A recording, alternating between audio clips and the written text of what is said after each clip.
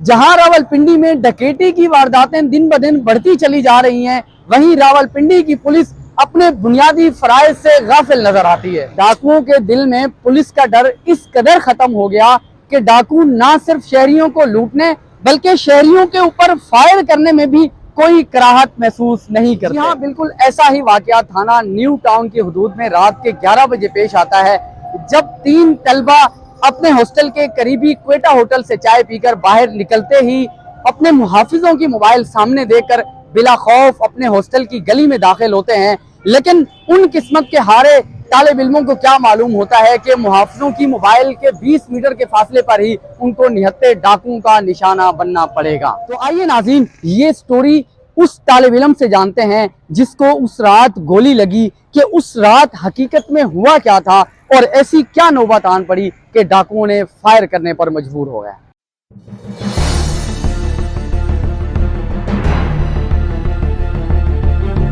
बासित भाई, ये देखे ना कि हम जब उधर से चाय पी के निकले हैं तो 20 उधर से मोबाइल खड़ी हुई थी और 20 मीटर आगे हैं तो ये वाकया हो जाता है। लेकिन उन्होंने हीटर लगाए हुए थे, बैठे थे, तो उधर उनके पास से गुजर के गए। उन्होंने क्या किया? कुछ नहीं किया। अब क्वेटा होटल से जब चाय पी के निकले, आपने अपनी आंखों से सामने मोबाइल खड़ी हुई देखी जी है? जी, मोबाइल खड़ी हुई थी। मेरा दोस्त उनके पास खड़ा रहा है, वो भी उधर खड़ा था जब वो ये हुआ है। वो हमारे पास आ गया लेकिन मोबाइल नहीं पहुंची उधर। हम इस्लामिक यूनिवर्सिटी से हैं, बेसिकली हम लिया से हैं और इधर रह रहे हैं। हम हॉस्टल में रह रहे हैं। हॉस्टल में रह रहे हैं। 11 बजे हम दोस्त इधर से चाय पीने गए हैं साथ कमर्शियल मार्केट। तो वापस आ रहे थे तो हम बातें कर रहे थे, मोबाइल वगैरह हमारे जेबों में थे। हाँ।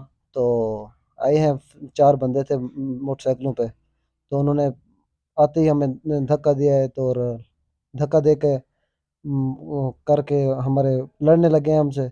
मैंने एक को धक्का दिया है तो उसने पिस्टल निकाल लिया फ़ौरन, इनकी तलाशी ली और मुझे उसने फायर कर दिया है। 2 मोटरसाइकिलों पे हैं 4 लड़के, ठीक है। पहले 3 लड़कों को रोका उन्होंने, पहले एक हमारे दोस्त को रोका, उनसे मोबाइल खींचा है, फिर साथ ही गली में से वापस आए, उन 3 को रोका, 3 पीछे से आ रहे थे, उनको भी रोका। हाँ। वो 3 में से एक लड़के ने थोड़ी सी मुजामत करने की उसको गोली मार दी, डायरेक्ट मौके पे गोली मार दी? डायरेक्ट मौके पे गोली मार दी। अच्छा, आप उनका हुलिया बता सकते हैं वो किस तरह से थे? उन्होंने नकाब किए हुए थे, ठीक है, चादरें पहनी हुई थी, हाँ। ठीक है, मुंह ढके हुए थे। वो कोहिस्तानी, जो उनकी आवाज थी ना, जैसे कोहिस्तानी पठान नहीं होते हैं, हाँ। चह चह करके जो बोलते हैं, वो जी थे, जी। वो थे। हम पहले उसने वो करने के प्रेशर डालने के लिए ना, उसने पहले शुरू में आके धक्का दिया है हाँ। कि खौफजदा हो जाएंगे। उसने धक्का दिया इधर से, मैंने उसको धक्का दे दिया है। तो उसने जैसे संभला है ना, उसने फायर कर दिया मेरे ऊपर। अच्छा, फायर जब हुआ था आवाज आई थी? हाँ, काफी आवाज थी। साथ साथ वाले लोग निकले हैं घरों से, तो लेकिन मोबाइल वालों ने कुछ नहीं किया, ना आगे आए हैं ना उन्होंने कुछ पता किया है। एम्बुलेंस लेके चली गई, तब तक भी वो हमारे पास नहीं पहुंचे। तो उसने सेट हुआ, उसने मेरे ऊपर फायर कर दिया है। तो इनके पास भी था तो कुछ नहीं, मोबाइल तो मेरे पास था, बटुआ भी मेरे पास था। तो लेकिन उसने फायर कर दिया, मेरे मुझसे नहीं पूछा कि आपके पास कुछ है। तो फायर क्यों किया है? आपने आपसे उसने कुछ मोबाइल वगैरह लेने की कोशिश की है, आपने ना दिया हो, उसको मना किया हो, या आगे से उसको आपने झपटने की कोशिश की हो? तो क्या ऐसा मौका आया कि उसने फायर फायर की नौबत आ गई, फायर मारने की? मैं ये समझता हूँ कि उसने ये समझा है कि ये लड़का लड़ने वाला है मेरे हाँ। साथ ना, क्योंकि पोजीशन ऐसी बन गई थी, कंडीशन के उसको इसने देखा है जब कि ये नहीं कर रहा, मेरे सामने खड़ा हो गया है, हाँ। डर नहीं रहा, हाँ। तो उसने पिस्टल सामने करके फायर कर दिया है। अच्छा, मुझे ये बताइएगा उसके बाद फिर क्या हुआ? हॉस्पिटल गए, थाने में कहाँ तक गए? थाने में एफआईआर कराइए, पुलिस वालों को क्या रिस्पॉन्स था? उनकी तरफ से क्या रद्द अमल था? बस 1122 वाले उनको कॉल किया है, कुछ देर में वो आए हैं, तो हॉस्पिटल गए हैं। और उधर तो इधर इतना अच्छा सिस्टम नहीं है उसका। अच्छा, मुझे ये बताएं, जो स्नैचर्स आए थे 4 बंदे, उनका हुलिया बता सकते हैं कि हुलिया कैसा था उनका? जी जी, जो मेरे से सामने आया है ना, तो दूसरों को तो मैंने नहीं देखा, बस ये देखे 4 बंदे थे। उसकी शक्ल मैंने गौर से देखी है। उसने टोपी सर पे कुछ रखा हुआ था, टोपी नहीं थी, गलबन कुछ बांधा हुआ था सर पे, कपड़ा वगैरह, हाँ। मुंह खुला हुआ था, दाढ़ी वगैरह रखी हुई थी। तो 5-6 फुट का कद था, चंगा हैवी, अच्छा सा भारी भरकम जवान था। लड़का था या आदमी था? नहीं नहीं, लड़का था लड़का तकरीबन, था। जी लड़का था। अच्छा, 4 लड़के थे। बाइक उनके पास 125 थी? हाँ जी जी, दोनों के पास 2 बाइक थी, 125 थी। और बाइक की कंडीशन आपने देखी थी कि नई थी, नहीं पुरानी थी नहीं, क्या? बाइक नहीं देखी हमने। बाइक नहीं नहीं देखी। देखी, नहीं नहीं पहुंचे। अब देखें, ये पुलिस के ऊपर कितना बड़ा सवाल है कि पुलिस की मौजूदगी में पुलिस खड़ी हुई है उसी गली में, तो पुलिस वाले जो है वो गाड़ी के अंदर, भाई का ये कहना है कि गाड़ी के अंदर बैठे हुए थे पुलिस वाले, वो शीशे बंद थे गाड़ी के, उनको फायर की आवाज कैसे जाएगी जब उनकी गाड़ी के शीशे बंद हैं?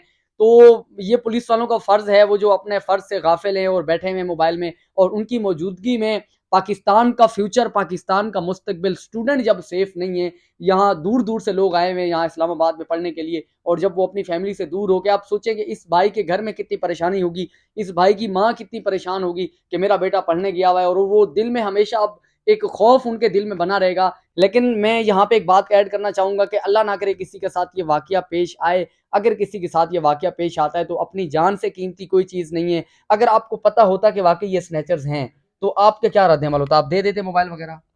फिर भी हमको ट्राई करते कि उनसे बचने की कोशिश करते, तो हम इतना आसानी से हम ना देते तो मोबाइल। जान से प्यारी तो कोई चीज़ नहीं है ना? नहीं, जान से प्यारी नहीं है, ये जो दे देते हैं वही तो हौसला अफ़ज़ाई करते हैं लोगों की। तो क्यों अपनी तुम चीज़ देते हो? अगर इस तरह आपको पे अटैक होता है, आप मारे जाते हो तो आप शहीद हो, क्योंकि आप अपने हक के लिए लड़ रहे हो। लेकिन मैं ये समझता हूँ कि इस तरह नहीं करना चाहिए। मोबाइल अगर ले देखें, उसके बाद अगर मोबाइल ले जाते हैं आपसे, उसके बाद पुलिस में जाएँ, इन्वेस्टिगेट करें, और जब बाहर निकलें तो अपने आप को सेफ आगे पीछे देख के कि क्या हो रहा है। अब इस बात से जो ये जो थाना लगता है यहाँ पे, थाना न्यू टाउन के ऊपर बहुत बड़ा सवाल है कि 1 नहीं, 2 नहीं, 3 नहीं, अभी मुझे एक नीचे स्टूडेंट मिला था, उसके साथ भी बिल्कुल ऐसा ही हुआ कि उसके से भी मोबाइल छीन लिया गया। हॉस्टल से जैसे ही वो बाहर निकला, अब ये बातें जो है पुलिस के ऊपर बहुत बड़ा सवाल खड़ा करती हैं कि पुलिस क्या कर रही है। रात के 9-10 बजे ये वारदातें हो रही हैं और थाने की हुदूद में, न्यू टाउन थाने की हुदूद में हो रही हैं। न्यू टाउन थाने की हुदूद कहाँ है? डॉल्फिन कहाँ है जो रेगुलर बेस पे शाम को जो है वो राउंड लगाती है, वो कहाँ थी?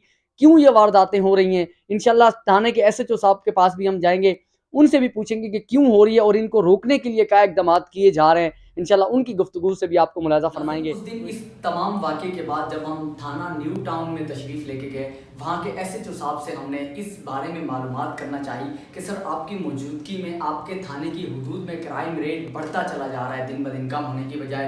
तो सर ने सबसे पहले तो इंटरव्यू देने से, ऑन दी कैमरा बात करने से उन्होंने मना कर दिया। फिर जब मैंने उनको कहा कि सर चलें आप मुझे ऐसे बता दें सर क्यों क्राइम रेट बढ़ता जा रहा है, तो सबसे पहले तो उनका रिएक्शन था कि कौन सा क्राइम रेट, कौन सी डकैतियाँ, कौन सी वारदातें। तो मैंने सर को बावर कराया, सर 2 दिन पहले जो है एक लड़के को आपके थाने की हुदूद में डकैती के दौरान जो है वो फायर लगा, स्टूडेंट था, आपकी मोबाइल वहाँ पे मौजूद थी। सर ने कहा जी बिल्कुल। तो मैंने कहा सर बढ़ते चले जाना। सर कहते हैं नहीं, 3 महीने पहले जो है मैं अपॉइंट हुआ हूँ और उससे पहले जो है क्राइम रेट ज़्यादा था, अब क्राइम रेट जो है वो मेरी मौजूदगी में कम हो गया है। लेकिन मैं ये समझता हूँ, मैं भी इस इलाके में थाना न्यू टाउन की हुदूद में पिछले 2 साल से रह रहा हूँ। पहले क्राइम रेट कम था और अब जो है वो दिन ब दिन इस नवंबर के महीने में बढ़ता चला जा रहा है। मुझे बहुत सारी रिपोर्टें मिली हैं कि स्नैचिंग जो है ना वो बहुत ज़्यादा बढ़ गई है। सर से मैंने और भी 2-3 सवाल किए कि सर जब ये वाकया पेश आया, आपकी मोबाइल 20 मीटर के फासले पर मौजूद थी, तो आप नहीं समझते कि अगर मैं बहसियत पाकिस्तानी, बहसियत शहरी, जब मैं बाहर निकलूंगा और मुहाफिजों की मोबाइल को मैं सामने देखूंगा तो मैं अपने आप को महफूज समझूंगा, तो उस मोबाइल की मौजूदगी में ये वारदातें हो रही हैं, तो क्या आप इसको अपनी नाअहली नहीं समझते? सर का कहना था बिल्कुल नहीं समझता।